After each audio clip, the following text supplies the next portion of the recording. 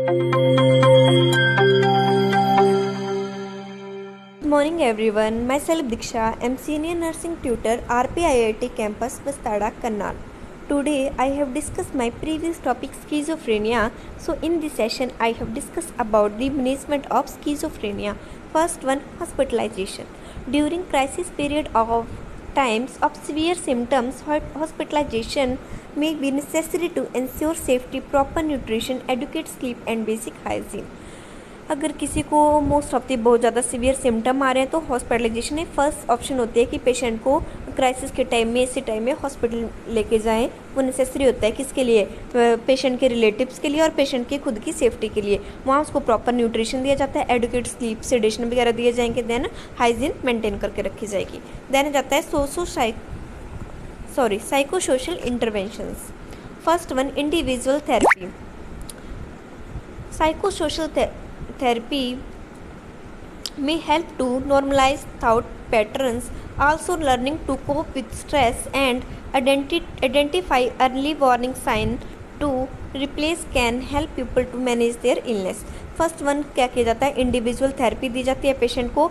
उससे क्या होता है, कई बार नॉर्मलाइज हो जाता है पेशेंट के जो पैटर्न है, थॉट्स पैटर्न है, और कोप अप कर जाता है वो अपने स्ट्रेस से। जो भी साइन आ रहे हैं वो रिप्लेस हो जाते हैं। देन आ जाता है सोशल स्किल ट्रेनिंग। पर्सन को क्या दिया जाता है, इम्प्रूव किया जाता है उसका कम्युनिकेशन, बोलने का कम्युनिकेशन, सोशल जो इंटरेक्शन है पर्सन के साथ, इम्प्रूव दी एबिलिटी, पार्टिसिपेट करा जाता है उसको एक्टिविटी में, जो सारे जो इसकी चीज़ें हैं वो इम्प्रूव हो जाती है। Then family therapy, this provide support and education to the patient family. उसमें क्या किया जाता है, जो पेशेंट की फैमिली है उसको काउंसलिंग दी जाती है और जो पेशेंट की फैमिली है वो सपोर्ट करती है पेशेंट को समझने में। Then vocational rehabilitation. Vocational rehabilitation में क्या आ जाएगा, vocational rehabilitation and sport employment. This focus on helping people with schizophrenia prepare for find and keep jobs. इसमें फोकस करेगा वो हेल्प करने में पीपल को, ताकि वो प्रिपेयर कर सकें उसको अपनी जॉब के रिगार्डिंग।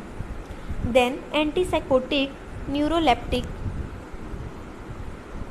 ड्रग्स भी प्रोवाइड की जाती है। पहले हमने पढ़ा थेरेपी के बारे में, अब हम पढ़ेंगे ड्रग्स कौन कौन सी दे सकते हैं। सबसे पहला जाता है फिनोजेजिन्स with aliphatic amine side chain, chloropromazine and trifluoromazine with the piperidine side chain, thyroidazine with piperazine side chain,